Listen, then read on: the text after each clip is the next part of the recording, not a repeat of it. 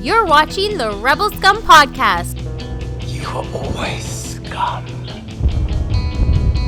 Rebel Scum. From odds making to list rankings, we've got you covered. And don't forget to join us on Patreon for early access and exclusive content. Here are your hosts, Brock and James. So James, I've gotten into a new TV show on HBO. It's called The Outsider. They did 2 episodes. I believe it's a miniseries because it's based on a Stephen King book. And as you know, I love Stephen King. But the main character, and the whole reason I bring this up on a Star Wars podcast, is our Orson Krennic. Oh God, what's his name? Who plays Orson Krennic? Ben Mendelsohn. Ben Mendelsohn, yes. He's the main character in that show, and it's really great. And I was like, man, I really appreciated this guy to the point that his acting skills in this show makes me want to watch Rogue One yet again. And it's just like, what a time to be alive. This is the Rebel Scum Stephen King cast. I'm Brock. And I've read one Stephen King book my entire life. It's not even a full book. I think it's a short. It's The Mist. I read The Mist when I was in grade 8, the 8th grade. And I've seen It and Dreamcatcher. Yep. And that might be it. The Shining. I've never seen The Shining. I have seen Ready Player One, which has a scene from The Shining. Gosh, I'm sure there's another one that I've seen. It'd be funny if you haven't seen The Shining, but you've seen Dr. Sleep. I'm like, Did that come out already? Yeah. Ooh, much fanfare for Dr. Sleep starring Obi-Wan Kenobi. Yeah, look at the Star Wars connections. This is what we do on Rebel Scum podcast. Yeah. So much fun. Podcast. You know, I gotta say, this is our 121st time doing this. Last week was 151st, 121st. 21st. I'm going back in time. We've done 151 of these. We've done 151. This will be our 151. Last week it came out. We did 150. That was so much fun. It was fun to have a bunch of our Patreon friends joining us for it. And I just wanted to say, Brock did too, I think. I'll let you speak for yourself, though, because you're here. Just thank you to everybody for joining us on this crazy on the rundown. on this crazy podcast ride. It is. Thank you very much. It's nice to see. It is dumbfounding. Yeah. That people like us. They really like us. Well, they like Andrew, I think. I just noticed your shirt. subtle touches. Subtle. Well, because nobody knows this, but when I'm watching the show, I usually have the monitor that I see you in is very small because I'm checking levels and everything, which usually goes off without a hitch. So I'm checking that. So you're very small, and I just put up the web view now, and I'm and I saw it. I can't stop laughing. That's well played on that one, Brock. Yep. From Monster Squad, I do believe, which I don't think I've ever watched that. That one I've seen. I'm a huge Monster Squad fan. Yeah. Love Monster Squad. The Wolfman has nards. Right. That's a line from that. They're going to remake it and never have it. Shane Black wrote that one. This is Boba Fett's gun. Oh, yeah? Yeah, Shane Black wrote it. They're supposed to make a remake with Shane Black, but I guess that one died off. Dead. Yeah, it happened. 151. I'm just going to... Every time we do something, I'm just going to say the number of the episode. We're just like, 151. 151. I want to go... But no, sincerely, though, thank you to everybody for joining us on this crazy ride that we're on. Talking Star Wars. We've met so many cool people. We're going to meet more at Celebration. We got to go to Celebration. And we get to hang out once a week. So that's fun. Are you crying?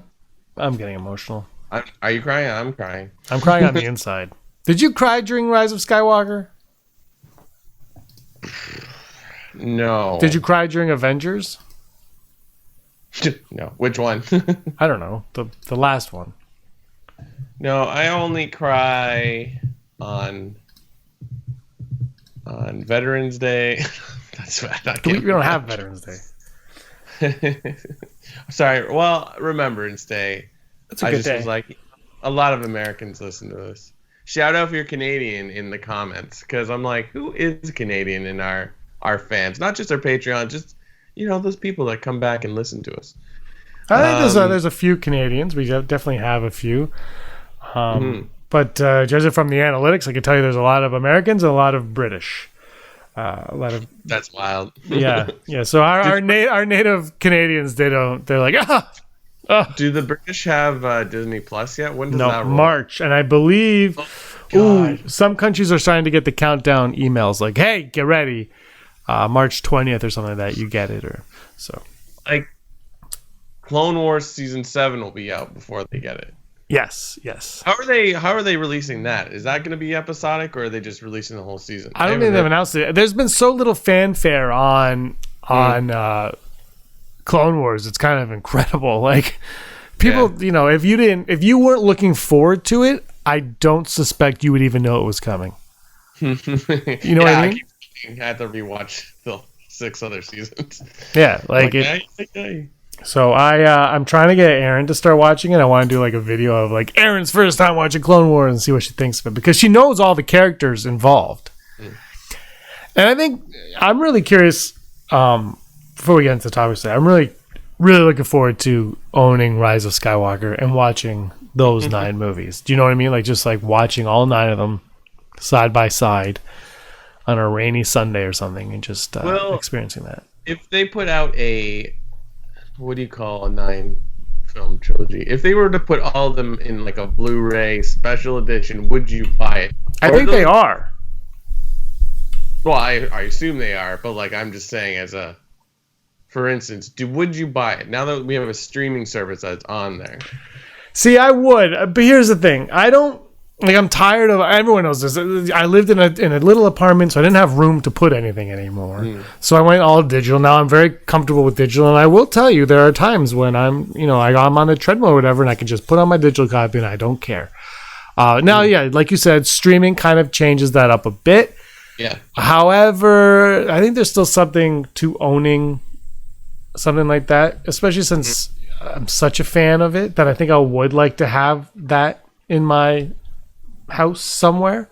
Yeah. The issue that I'm having is the Skywalker saga actually over? I mean, I know, the $1 billion that I made wasn't enough for a lot of people. Maybe Disney didn't think it was enough. I don't know, but maybe they want to. I mean, I think they do want to move on. That's why they're moving on. But I mean, they do kind of leave it open a bit. Like, hey, they could come back in some capacity, and if that happens, is this over for real? So I am torn. But yeah, I would. Would you? I don't know, because at one point I told myself when I stopped buying DVDs and Blu-rays that like at least I'll buy the Star Wars Blu-rays, but I haven't bought one since Force Awakens. Like, yeah, me it neither. wasn't even like a choice. Like I wasn't gonna buy them. Like it just stopped. Yep. I think I have digital pretty much all of them, but with them being on Netflix and now Disney Plus, it's just. I stopped because Rogue One did it for me, because what happened was it came out like a week or two before the Blu-ray. Right. And it was like the day before, I was like, I just want to watch it. And I bought it, and then I had it at midnight. It was right there. I was laying in bed, and I was like, well, I guess I'm watching Rogue One. And I watched the Vader hallway scene like 7 times. And I had it, and I watched it enough times, I think, to justify, first of all, paying full price for a digital copy, which is ridiculous. But also that, and then I was like, well, what's the point of getting a physical copy now that I have this? And then Last Jedi came, and it was the same type of thing where it was like the day before, I was like, oh, I just want to watch this. I watched Praetorian Guard. So I bought it. It came in at midnight. I watched Praetorian Guards like 7 times. Solo was different, but I was in a very different state at that point. And then, but I only have digital of that. And Rise of Skywalker, I pre-ordered on digital just because I know March, whenever the heck it comes out, I'm going to want to watch it at midnight and watch the Ben Solo scene 400,000 times. Here's a question for you before we get in. I think we should do a vote of confidence of this in the maybe next month. Praetorian Guard scene Knight of Ren scene, Yeah. which is actually cooler. Praetorian Guards. That's what I think as well. However, AdAtChat, a good friend over at AdAtChat, did a video on that Ben Solo fight with the Knights of Ren. It's short, but it's pretty awesome. Fair. I'm gonna say that he breaks it down. He does. I mean, that's what his videos are, breaking it down and stuff. But he broke it down enough where I was like, this is a pretty kick-ass. I mean, I've seen the movie twice as of recording this, twice in the theater, right? So I've seen the Praetorian Guards 300,000 times, and I still think Praetorian Guards in the red look a lot cooler than Knights of Ren in black in a black cave on Exegol. Yeah, it's just I wanted so much more. Yeah. But I've said it before. Oh, my phone's going crazy. I said it before. If you're not reading, maybe I haven't. Let's go back to the next episode. Did I say? If you're not reading Rise of Kylo Ren, which to segue back to what we were just speaking of, I've only bought digitally because I just wanted to read it immediately. That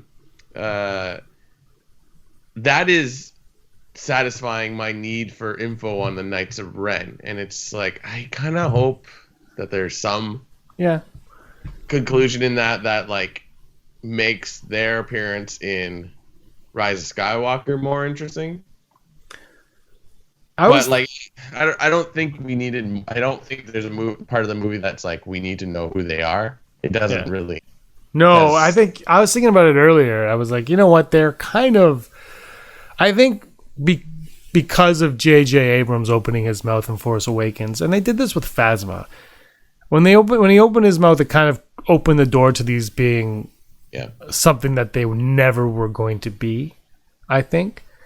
I am curious if J.J. Abrams did all three of these movies, where the Knights of Ren would have ended up. Yeah. Like, would they have been relegated to what they like? They're not in Last Jedi, obviously.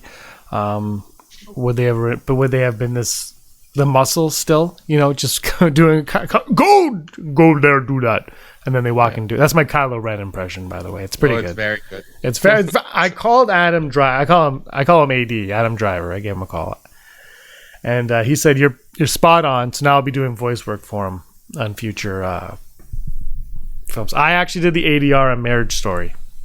Oh, cool. Yeah. I'm actually his hand double when he opens the pickles. That's me. For anybody that's seen Marriage Story. All right, well, let's get into the topics of today's show, Brock, because they are a lot of fun. Also, you guys should check out our Patreon page, patreon.com/Rebel Scum Podcast. We got lots of cool shows, cool, spunky things going on. Andrew just sent his audio for this month's Good Will Hunting. And I believe it is on the final order of SheVP Palpatine. So, oh, cool! Sounds boring. he loves his SheVP. He did one on Palpatine from the perspective. What a surprise! But he did it on the. Well, I asked him to on the perspective. Like he did it from the point of view of the Emperor. Like so, he's a good guy in his Good Will Hunting on it. So he's very pleasant. We have a question from Gleek Play 1. Our good friend Gleek Play sends this over. High Republic movie and or saga. This is what they want to talk about because we talked about this on episode 150, Brock. Totally fine with some Sith action, but I'm at a point where I need to care about the idea of the Republic again. I hope the big bad is an outside invasion force so the galaxy and Republic are on the same side in the fight. I don't think yet another Civil War would do much for me story-wise. Is that for the next trilogy or next? Yeah, or the next movie or saga or whatever. Call it. Yeah. Yeah, I mean, it would be nice to see the good guys thrive for a second, you know? Like, yeah. I mean, I didn't read a ton of it, but like what they were doing in the latter years of the Dark Horse Star Wars universe with the Yuuzhan Vong, that seemed pretty exciting. Yeah. And it felt slightly different, I think, but they're still invading. I think it was just that if it was different and like they don't feel like a tyrant regime, they just seem like, ooh, they look like weird elves or something. I don't know how to properly describe them, but that was interesting. So I don't know. Here's the problem too. You kind of have to build up a new storyline, I think, because it's like you can throw us in the action if you have your main characters already figured out. And I know, yes, Star Wars, New Hope, it kind of does that already. No, we learn our characters as we go. You know what I mean? So like the first movie is going to be about that. Yeah. You know what? I think what would be satisfying is we start this next movie where it's like there have been 50 years of resistance, Republic peace or something like that. So you're like, yeah, okay, cool. They finally won one for once. But yeah. I don't think we need Galactic Civil War anymore. I think we're over that. I was kind of thinking we were going to be over that when we hit episode 7. Like, what's the next chapter in these stories? But they went right back to that. And then, look, I think that's a one plus for Palpatine coming back is it kind of, you're like, okay, I understand now why it's the same plot because it's the same villain. Gotcha.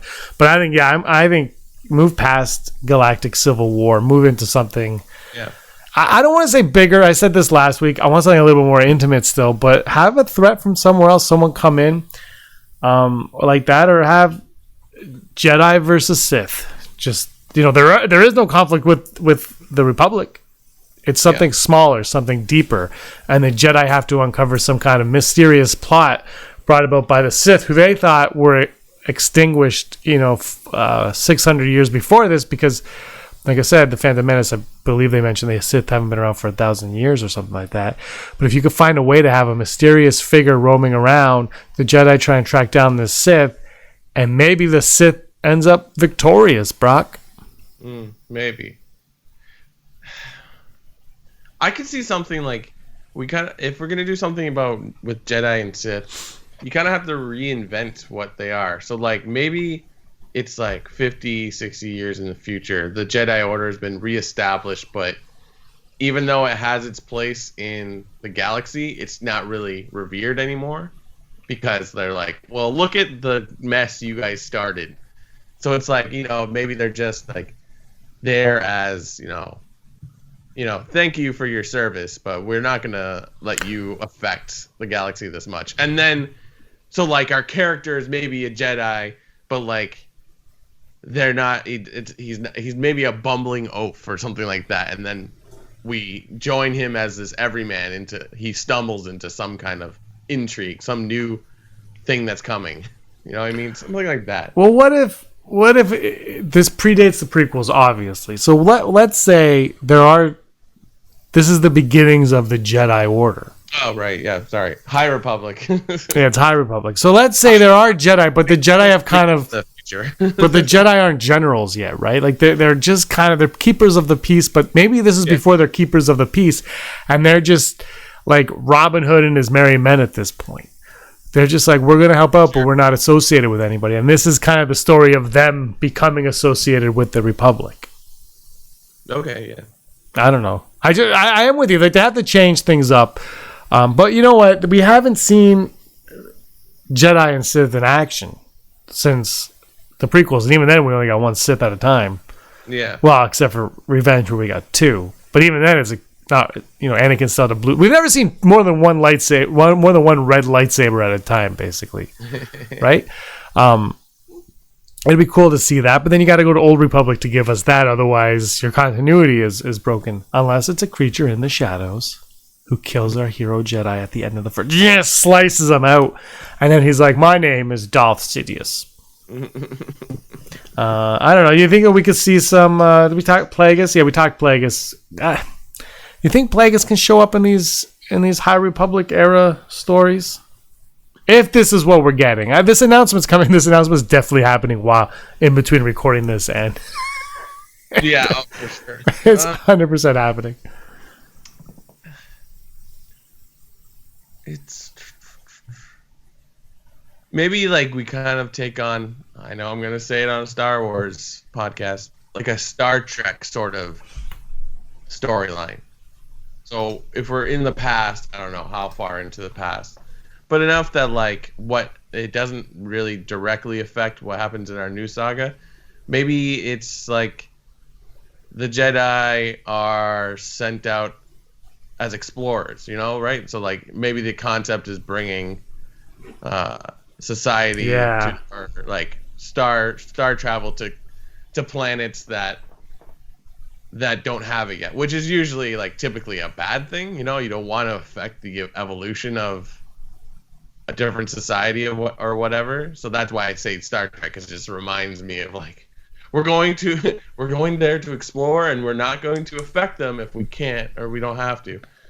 And then maybe that the end of that movie is like, this is why they don't do that. But maybe that could work. That'd be kind of interesting. It's like, I don't know if that works exactly in that. But like, it'd be interesting to be like, oh, this is the first time that a Rhodian sees a starship for the first time, and they're like, oh, okay, that's how it works. But yeah, I think like it has to have an archaic feel to it, even though it's in a series that does light speed and has, going to space is like a daily thing for them. I think it's going to be archaic. I think they say that in the Making Star Wars story. I think he says that. He's like, it's going to have that old feel to it, the lived-in feel. See, for me, I want to go, if you're going to go 400 years, give me the glossiness of the prequels. Give me that. I like the idea that there's a period of time when the galaxy was bright and beautiful and vibrant, except for Tatooine. It was bright and beautiful and all that. And then the Imperial reign kind of destroys that and makes it all cruddy and lived in. Like, it'd be cool if they're like Coruscant and it's not like a huge city planet yet. Wouldn't it be cool if they do a movie in the future and it goes back to Coruscant, and Coruscant is like Toronto, where it's like all old archetypes, texture, and then there's like new buildings sprinkled everywhere. Yeah. That's what I would love. I would love that. Like Coruscant in big bright letters beside a water fountain at City Hall. That turns into a skating rink in the winter. Absolutely, they should do that. I would be down for it. How many Sith do you think it's? How involved are Jedi and Sith going to be? How involved would you like to see Jedi and Sith be in this new series? I want them to sort of still be on the fringes in a sense, like, and to the fact that like, I think the Sith always have this going for them, where you don't know when they're gonna show up, sort of thing, or what they're doing is always hidden in the background. So yeah, here somewhere like in the shadows, hidden in the background, something like that. I feel like that's always a Sith storyline, but I don't know. Is that worth it?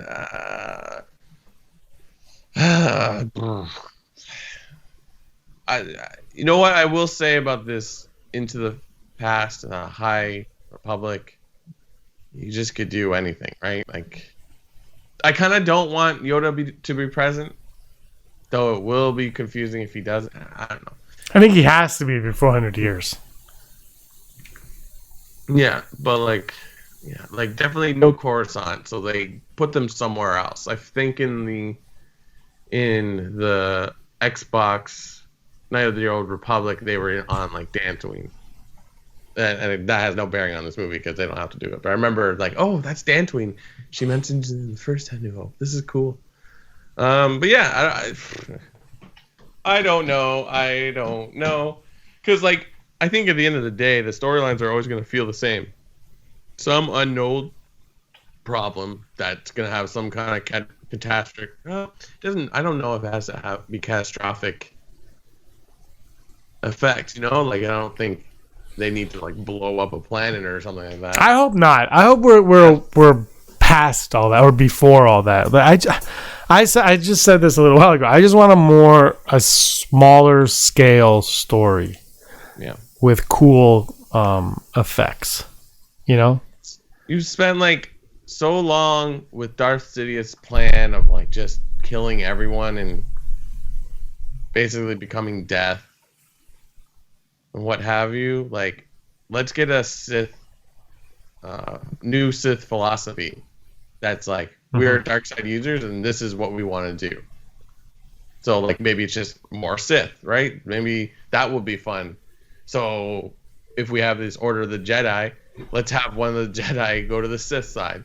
That was a big reveal with like Darth Revan and Darth Malak and that whole storyline. Like Darth Revan was a Jedi, or you are Darth Revan the whole time, and you're supposed to be the good guy in the game. Wouldn't it be awesome if it was a female villain, like a female Sith? Yeah, and they kind of did that with Darth. Someone somewhere going like Darth Treya, which was, I believe, a character.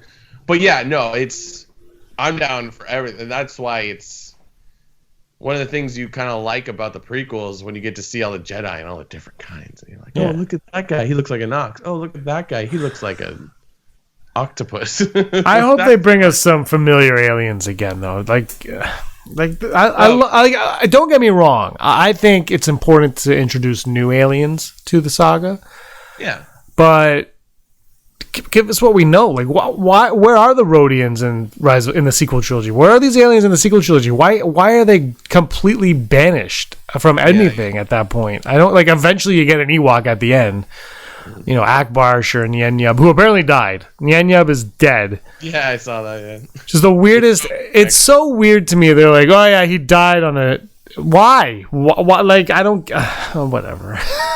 Just like reasons. I know, like, okay, if you're not going to give somebody an emotional death, that you've made a point to put in these 3 movies... or I mean 4 in total now, right? Or yeah, 4. Like don't just be like, and like don't let the author of the novelization be like, yeah, he died, by the way. Like, okay, I mean if it's in the book, it's in the book, but the book's not out until the end of March, so why come out with that now? Yeah, it's so weird to me. Like, surprise us. Like, what is there's? I love just seeing when I look up news for Holo News, and it's like, this is what we could do to fix Star Wars. I'm like, do we need it? Does it need fixing? It's made the money it needs to make. Well, I'll tell you, enough money in that comparison, but like, I'm on a CompleteForbes.com boycott. Oh God, that is the worst website of all time. And the writer there, I won't say his name, but the writer there absolutely hates Star Wars. Since Solo, there's just been, I haven't seen any Last Jedi, but since Solo, just been bashing Star Wars left, right, and center. It's like, we don't like Star Wars, just stop writing about it. Just stop writing about it. Write about something else. One writing about it at Forbes or Star Wars. I'm just like, huh. Yeah. Anytime I type in Star Wars and I see Forbes, I immediately pass over it. Yeah. And they might be muted on my Twitter. I'm not going to say whether or not they are, but I have no idea. Like, if you're just going to hate something to hate it, then get out of my face. Yeah. That's it. If you have something honest to say about it, an honest critique, an honest article, sure. I'll read it. But if you're just going to go in right away, which is with a negative, we live in hate culture, Brock. It's all hate culture, and I'm over the hate culture. Let's get the nice culture. The great culture. The great culture. We're going to start the great culture. We just lost all of our subscribers. Nobody wants positivity anymore. It's always like, you know, it's just negative clicks. Like, oh, I got like this Trevorrow crap that happened this week. Oh, that script's out and it's way better. Is it? I don't know. Like, let's. I haven't read it, and let's put out our vibes. I'm gonna say it because I can assume I know your thoughts on this. That is a big topic in the last few weeks, but again, there was a new reveal this week that the Trevorrow script has been leaked and it makes it better and blah blah blah blah. Why does it matter? It doesn't, like, why would you even dwell on this? Because it's not going to happen. Like, correct me if I'm wrong. We still don't have the Justice League cut. What is it? What's it called? Zack Snyder. The Zack Snyder cut. Like, that's not happening officially yet, right? It's just popular. Or are they actually thinking of doing it? I think eventually it's going to happen because of the online support, right, but yeah, it's not. I don't think they ever. I don't think they care. I think if there's a way for them to put it together on the cheap, they will. Right. Yeah. Like, it hasn't happened yet. So, like, okay, I guess they changed what Sonic looks like in the Sonic movie, but like they changed Shredder in the Michael Bay Ninja Turtles as well. Ah, yes. Okay. Yeah. Fair. I'll say one of them looks like the right choice. One of them, Shredder, was the wrong choice. But it's just like, what point do we think that we have the power to to make these changes? Like, the movie came out and it made money. Like, Justice League, you can kind of argue that it wasn't. I don't know. It was a bomb. But like it doesn't matter. Like it's look, if there was a J.J. Abrams like deleted scenes that changes the whole movie, that's a thing to fight about. But the guy Trevorrow, I was down when he was director.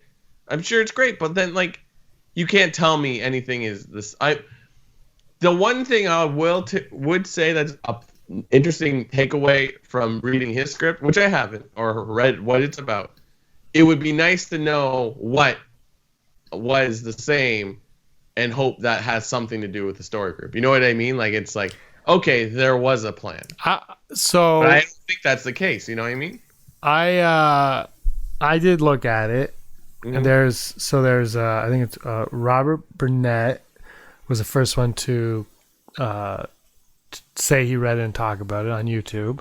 Mm-hmm. And Making Star Wars the next day, I believe, came out and said that they read it and they put the similarities and the differences. And I'm not 100% sure I buy this script, but it's I think they're both a little bit different too. And I don't believe that they would have a crawl that early on either. I think they have an outline of the crawl at that point. There's too much in it that feels like it's there after the quote unquote fallout of The Rise of Skywalker. Like right away it's like, well, Rose is in this way more. It's like, was she? Like, you know what I mean? Like it's so on the nose on that. Mm-hmm. And then like I don't think making Star Wars, I think they had different planet names. Cause the Burnett one I believe was like Coruscant, Mustafar, like all the prequel planets are in there. And you're like, well, right. What? There's no that stuff I don't buy. I just feel like it's too on the nose on what fans want. So I look, it might be real, it might not. I don't know. From what without giving any details to me, because I just don't want to know. But this is what I think is the keystone of if it is Palpatine in that script. But Trevorrow did say that Palpatine wasn't in his script. And I will say this. Making Star Wars put out a leak on this is what Trevorrow's script was months ago. And Trevorrow went to Twitter and said, this is false. And he has not, as of recording this, have not done that yet. Yeah. So I don't know if it's valid or not. And like you, I wanted to see it just to see it because we do a podcast. But ultimately, I don't care. Ultimately, I don't care, and if it's real, cool, you got fired. Yeah. But like, if Palpatine is not the villain in this one, then there's like no point in making the movie because it's a totally different movie. You know what I mean? So it's just like then there can't be a comparison because you're just asking for a new movie. You're not fixing what you have. Yeah, no, it's pretty different. There are certain beats that are similar, but it's definitely different. Yeah. Like it just seems pointless. If anything, how about this? If you like Trevorrow's script, say, hey, Star Wars, let Trevorrow make a Star Wars movie. I tweeted that out. What if he's doing the new movie? Look, something happened. He got fired. We don't know. We don't need to know either. This is the thing. I love behind the scenes, but it's getting to a point now when we're almost too into the scenes. It's like you don't need to know every single thing that happens in making a movie unless you are involved in making that movie. And now we are going in with these preconceived notions like, oh, well, the directors of Solo were fired, so let's see where we could see that difference. And you're there with like this critical eye that you don't have. You don't see Frozen 2 and you're like, well, let's see if Olaf got cut. No, you go in and you watch the stupid movie and you want to hear a song and you want to see Olaf be awesome and that little lizard thing that Andrew said is only in like one scene. But Josh Gad said you would fall in love with. And I'm going to believe Josh Gad over Andrew because I've never met Josh Gad, but I've definitely met Andrew, and I know that he's a liar. But you know what? You're right. You make a good point. Or you don't. Well, yeah, you make a good point. But what I want to say is thank you for bringing up Josh Gad. Everyone should be Josh Gad. Yeah. he does the fun video where he tries to get Daisy Ridley to say something, and then they took him to Celebration. Galaxy's Edge. Galaxy's Edge. And Celebration. So it's like that guy is just showing his love for Star Wars, and look at how it's paying off for him. I mean, it helps that he's an actor. It's just a movie, and we're looking too deep into it, trying to find too much to critique for no apparent reason. All right, want to go to the odds? Let's do it. Let's go to this week's 151st edition of Never Tell Me the Odds. Today's odds are brought to us by Patreon. Brock, who are our patrons? Executive producer Heidi Feder, Barry Brophy, Dennis Allen, Christine Allison, Mary Kristen Aton. I think I said it right that time. Jeff Wilson, Aaron Quinton, Al Schuler, Phil Staniforth, Austin Schur, Scott D, Andy Haynes, Josh Price, Mason Hope. It's my turn. Yeah. Did you get Josh Price? I got Mason Hope.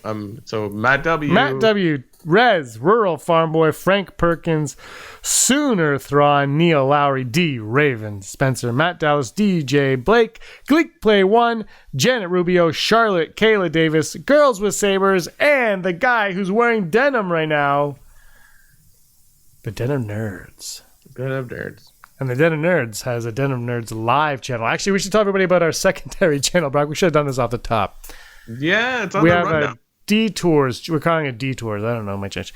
We're going to take highlights from these shows, so put little snippets of them over there, maybe some extra little stuff content. This will be more long form here. That will have a lot of little things right now. RSPN Detours, formerly Digital Charcuterie. Right, Brock?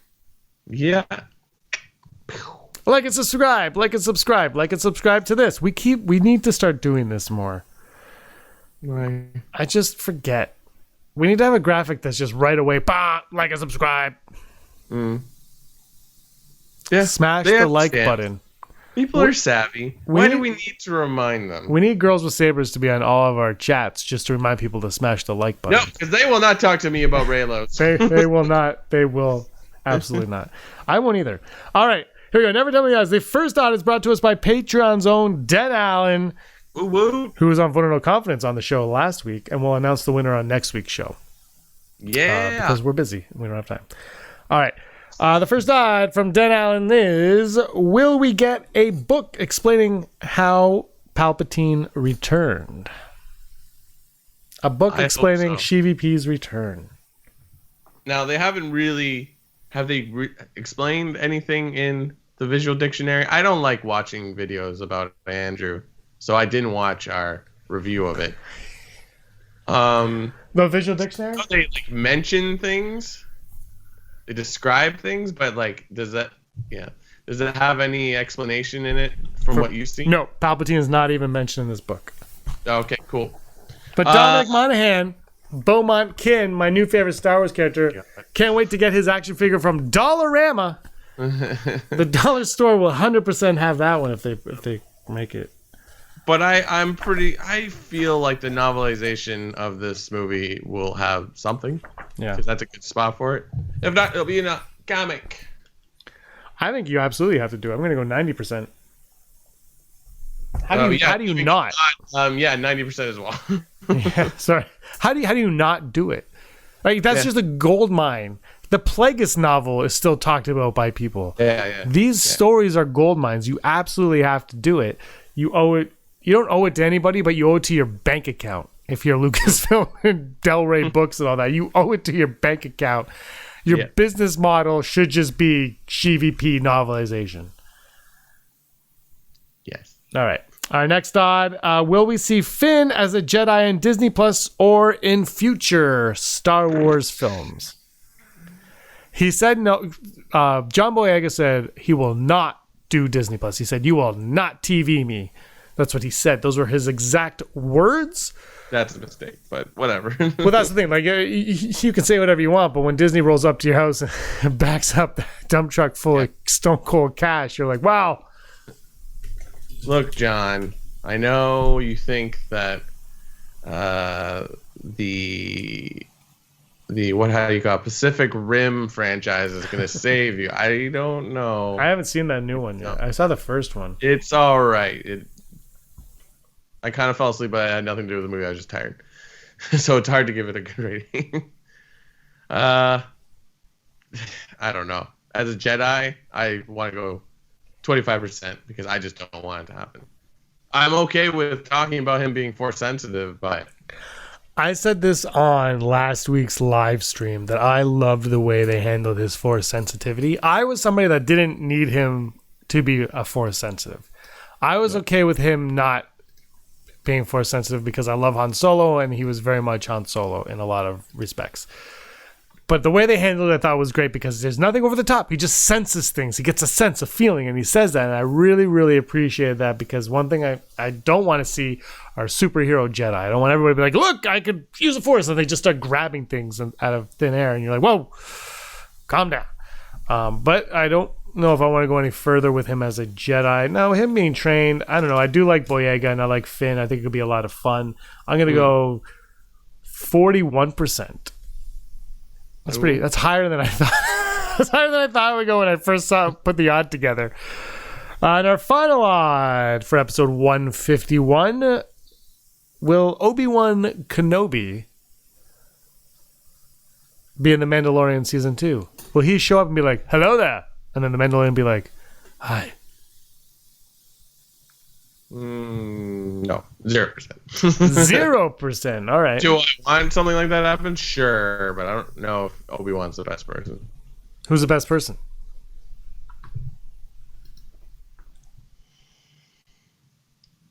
Lars Santeca. I don't think it makes sense, but I don't know about in The Mandalorian. Middle-aged Luke Skywalker. That could happen. There's a rumor that a legacy character will be appearing on The Mandalorian Season 2. And when you say legacy, you mean EU or something from the past? Somebody from the that we know. Like that's in canon. Yeah, like somebody from the movies, I suppose. Gotcha. I'm gung-ho on Anakin appearing in the Obi-Wan series in a flashback. And I want him to say that he wants his son to have his lightsaber when he's older. That's what I want. I mean, the question is, like, how expensive is it to put someone's face on another person's body? You know what I mean? They did it for Dooku during all the fights in Attack of the Clones. Yeah. But how expensive is that? I don't know. Deep fake, Brock. Yeah. I mean, it's a lot of people are doing it. You saw The Irishman. We know Disney is scanning all the actors for at least Star Wars, or Lucasfilms, rather. That was a thing we reported on years ago, where they're just scanning all their bodies so video games look better. I'm like, is that it? So it's on file. Did I give a percent? 11. For which one is this? This is Obi-Wan on. You said 0%. Obi-Wan on Season 2 of The Mandalorian. Obi-Wan, that's right. Look. It could happen because the timing could work out in flashbacks that he shows up, but. In The Mandalorian, though? Yeah, the flashbacks during the Clone Wars. Oh, yeah, okay. But it only works in a flashback. So I don't think so. Yeah. I don't hate it. But, like... I don't hate it, but I just don't think it's going to happen. I just don't think we need Jedi in it. But, I don't know. Well, you have the Darksaber, so I think that actually puts at ease the need of a lightsaber now, right? Like, if you put Darksaber in it, then put Sabine in it somehow. What if the Mandalorian gets Darth Vader's saber? Well, that's the thing. I think Sabine should show up, or Bo-Katan should show up. Yeah. One of those two has. We have to know how he got possessed. Anyway, we're going off base. Sorry to our British friends who haven't seen it yet. We should have said spoiler alert there. Brock, do you have some news for us? Holla news. Da-da-da-da-da-da-da. Holla news. That was my new rendition of that. I hope nobody's ears are bleeding. I'm sorry. Holla news. The news you need to know right now. An Arizona bookstore apparently has found Mark Hamill's original Star Wars soundtrack on vinyl that it was gifted to him by composer John Williams. Now, they knew it was Mark Hamill's vinyl because it said It was signed by John Williams saying, "Dear Mark Hamill, may the Force always be with us." And it was somehow it was found in an Arizona bookstore. Now, and then they reached out to Mark Hamill saying, "Hey, we have your thing." And Mark Hamill is shocked that they had it. He has no idea how the record got out there, and it was, he didn't sell it. It's like, this is a valuable thing to me. But they found it, and apparently in July of 2018, a woman brought 10 to 20 boxes filled with her deceased father's Star Wars collection to Bookman's Entertainment Exchange in Flagstaff, Arizona. Within it, there was books, comics, films, action figures, and the big thing in it was this record. Now, I actually have, I think, a similar copy. You can't see it on the set. It's the vinyl. It's the Star Wars 1977 release of it, I guess, because it came out the same year, roughly. It's the same movie as the movie. And somehow they had it, and they were like, oh, wow. That they were almost going to sell it recently, but then they decided to say, no, this is Mark Hamill's thing. And it apparently was one that was it was a copy that wasn't sent to a store. It was like the prototype or whatever you call it before it went to market. So they reached through Twitter, and then reaching out through Reddit, they were able to contact Mark Hamill, and he went there and picked up the vinyl record apparently, and then signed a whole bunch of stuff. And he's truly shocked that they went to this trouble to get it back to him. But that's a cool story, and wow, amazing. For all you fans of the Fallen Order video game, there is not DLC. There are new additions to the game. They fixed some patches and what have you. But I believe officially right now you can download some extra like skins and what have you. The Gold Squadron Stinger Mantis skin, BD1 skin, Umbaran campaign lightsaber hilt, the Megito campaign lightsaber hilt, and most importantly, you can now change your lightsaber to orange. So if you wanted to be Rey all this time, now you can't. Cal Kestis, you've just been raided. I don't know.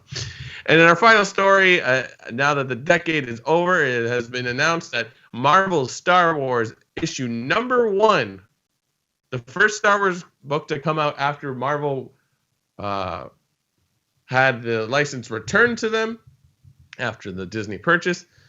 It was the top selling single issue from 2010 to the end of 2019. The book written by Jason Aaron, drawn by John Cassidy, and I believe inked by Laura Martin, is the number 1. And the top 10 basically dominated by Marvel and DC. What we got here, number 1, Star Wars. Amazing Spider-Man, number 1 was the 3rd spot. Secret Wars, number 1 was the 4th spot. Amazing Spider-Man, 109th. Star Wars Vader Down was number 10. And DC had Detective Comics 1000 at number 2, Action Comics at number 5, and Dark Knight 3, Master Race at number 8. So that's pretty interesting. It's not overly surprising because, like I said, it was the first issue after a long run of no Marvel Star Wars, and also they put about 50 variants of the covers. And I think I showed this to you, to James, when it came out. They had a cover where Jackson the Rabbit from their Marvel series was on the cover. So yeah, that's the news. And now it's over. The news is over, but let's go quickly over to our good friend Aaron Quinton, who has some news of his own. Thank you so much, James. Hi, my name is Aaron Quinton, and you guys all might know about my theories concerning how Ben Solo might still live on past the rise of Skywalker. So come and join me and some friends of mine. We're all going to be discussing exactly what could it mean if Ben Solo lives. We're going to be talking about different theories, speculation, covering every angle that you can think of. Where is Ben Solo? When is Ben Solo? Why is Ben Solo? So we might be playing a little bit of, guessing games here. But we also, we might dive into some speculation about exactly where they could take a future story with Ben Solo. And I just wanted to say that I'm really grateful to Brock and James and Andrew and Darth Ward at the Rebel Scum podcast for having me aboard. This is going to be a regular show that you ladies and gentlemen can tune into. And I hope you all enjoy it. And I'm looking forward to getting into some deep discussion, some deep dives about exactly how could Ben Solo live. All right. So may the force be with you always. See you soon. Top 5. Thanks, Aaron. Finding Ben Solo. We're going to get to the bottom of Ben Solo. Do you think Ben Solo is in Vegas with Elvis, Brock? Because he's still alive. Yeah, and with Jimmy Hoffa and Al Pacino for some reason. Spoiler. I don't know if you've seen The Irishman, but we know what happened to Hoffa now. Did you watch the whole thing? Never had a follow-up. Yeah, I watched the whole thing. I should have. I think I would prefer reading the book, to be honest. Yeah, apparently it's good. Yeah, I watched it. Yeah, fake faces. All right, top 5 this week. Fake faces. Top 5 cool-looking characters. Obviously, we should be on the list, but we're not allowed to say ourselves, Brock. Yeah. Anyway, Irishman, I would say across the board, all cool-looking characters. You know what's... I don't want to get into it. I was going to say something about Hollywood and how they cast people.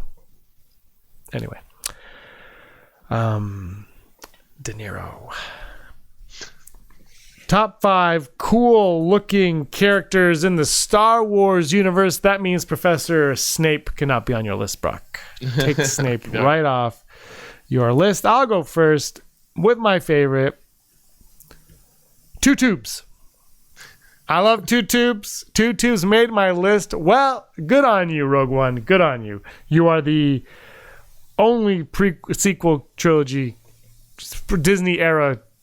I don't know what to call it. The only Disney era Star Wars character to appear on my list. Praetorian Guards, once again, honorable mention. I went with a different guard. Brock, yours. My number 1 is Madame Proxima from Solo. Oh yeah. I was great one, yeah. By that character. And I was like, why is this movie so dark? I can't steal the details. To the point that like when you do see a picture of that character, you're like, oh wow. This is not what I remembered it looked like. But the character was so interesting, and the fact it was a big hulking beast, but it was so enticing. But yeah, I really like that. I wanted more because she looked so cool. Yeah, she was great. She's not on my list. My number 4, Gamorrean guards. These are the guards that took... this was honestly, Gamorrean and Praetorian guards were going back and forth. The Knights of Ren were on my list at one point, but I was like, look, I think they look cool, but because they're all black, it gets lost. Yep. They look good in like a scene where it's raining and there's a lot of blue. Yeah, for 2 seconds. Yeah. My number 4 is also from Solo, Enfys Nest. Wow, look at you. What a fun character. Great character. I really wish they would build on that somewhere because it's sort of like the early rebellion. And then I think like for the longest time we were looking at that trailer like it was going to be a Western, and it had such a very First Nation Aboriginal look to it. So it's like, oh, that's the chief and he's the gunslinger.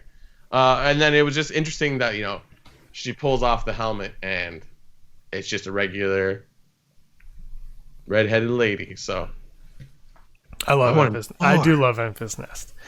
Mm-hmm. I have that figure I showed you a couple weeks ago.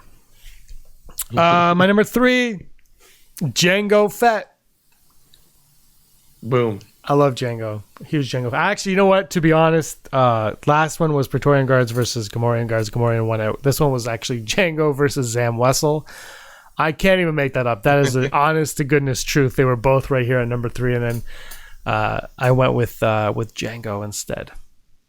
My number 3 is going to be Bosk because Nice. he's my fave. That's it. My number 2. Kenobi. That's General Grievous. I think General Grievous is super cool looking when he pins out all 4 lightsabers.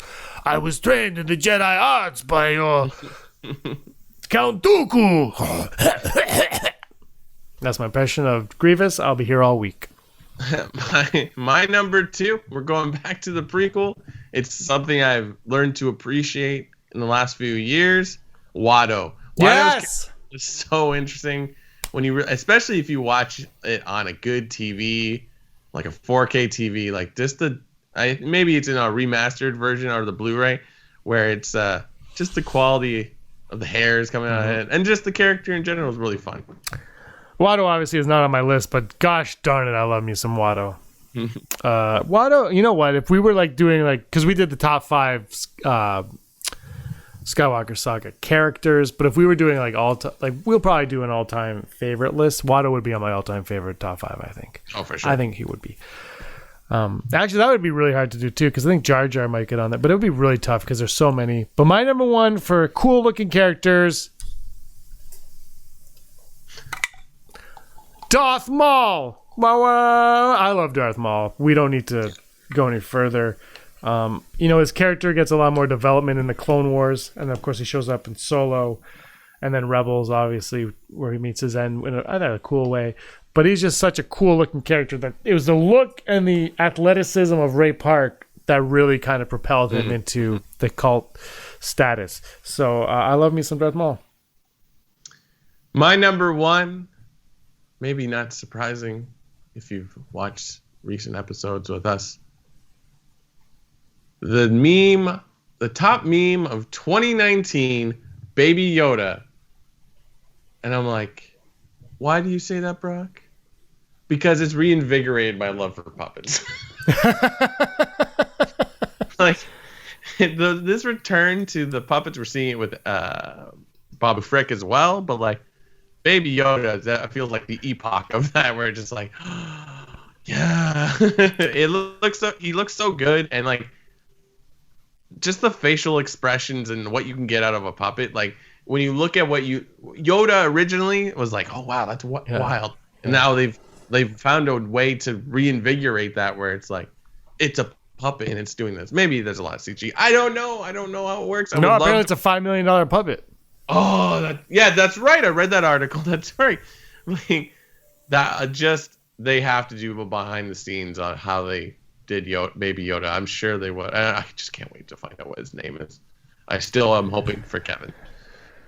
Jean St. Pierre. Actually, Taika Waititi. Oh, what did he say his name was? Nigel. I think he said Nigel. Because an article, only Taika Waititi and Jon Favreau know his name, and he goes, Nigel? But I think Gina Carano said that she knows the name. So I guess we're going to find it out in season 2. But I wouldn't hold my breath either. I feel would you? If they're you're going to learn the baby's name, and they're all we know it. I'm I don't know if I don't think we're going to learn it in season 2. I wouldn't be surprised if we don't learn it till the very end. And he goes, I'm Kevin. I would totally get behind that, because like we've said before, that whole series turned out totally opposite of how we thought it would. So it's just keep doing it. Why not? It's working. Yeah, absolutely. Episode 151, Rebel Scum Podcast, Baby Yoda Show. Yo. We should call this the Baby Yoda Podcast. Any honorable mentions on your top 5 that didn't quite make it on the list? Gamorrean Guards is a good one. They're going to be in season 2 of the Mando. Oh, yeah, that's right. Yeah, I'm excited. I love the Gamorrean Guards. They are underutilized awesomeness. There's a lot of cool things in Mandalorian too, the crew from the Prison Break episode is really interesting. Clancy Brown's Devonian character is interesting. And I was almost gonna put L3 and K2SO just because it's I like this new design of droid they're try out. So yeah, man. Yeah, I thought of some stuff. I didn't have too many like sequel trilogy on it, and I've watched The Last Jedi 4 times in the last week. And I really enjoy that movie, but like the Canto Bite aliens are fine, but there's nothing that really is like, yes, you know what I mean? They're almost too Men in Blackish at times in the sequel trilogy. Yeah. Like it's like they're missing the George Lucas, because I think George Lucas is a 12-year-old. Yeah. They're missing that. Like there's just this, but you see it in like Rogue One and Solo more, and I think that's because that's more the Lucasfilm. Yeah. I think it's more there, and yeah. All the aliens you see at the card game where Lando and Han meet for the first time. Like when I was thinking about this, I was like, oh, the characters in that are really cool looking. Yeah, but like even you mentioned, like Enfys Nest is on your list, and Proxima, and I had two tubes, and those are like like they are Star Wars characters to a T. Yeah. Whereas, Eloatsi,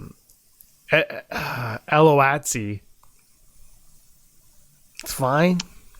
But doesn't have that. It just doesn't have that George Lucas magic to it. I'm like, what is? I can't describe it. And look, maybe everybody disagrees with me, and that's fine. But I just feel like there's something that's just missing with that design, and they were able to get it with these. But I will say, like J.J. Abrams got the feel of Star Wars as a whole, even without having so much of those characters in. Like, but anyway, there's a lot of cool characters in Star Wars. Let us know what your top 5 characters are as well. Check us out on Patreon. Did you like and subscribe? Me? No. Oh, you're talking to the people. Like and subscribe. Do it. Do it now. Give us a like and a subscribe. This is the 151st episode of the Rebel Scum podcast. He's Brock. I'm James, and he was always Scum. Rebel Scum. Hey scumbags, thanks for watching. Don't forget to give us a thumbs up on our video. As always, please subscribe to our YouTube channel, Rebel Scum Podcast, for all the latest videos.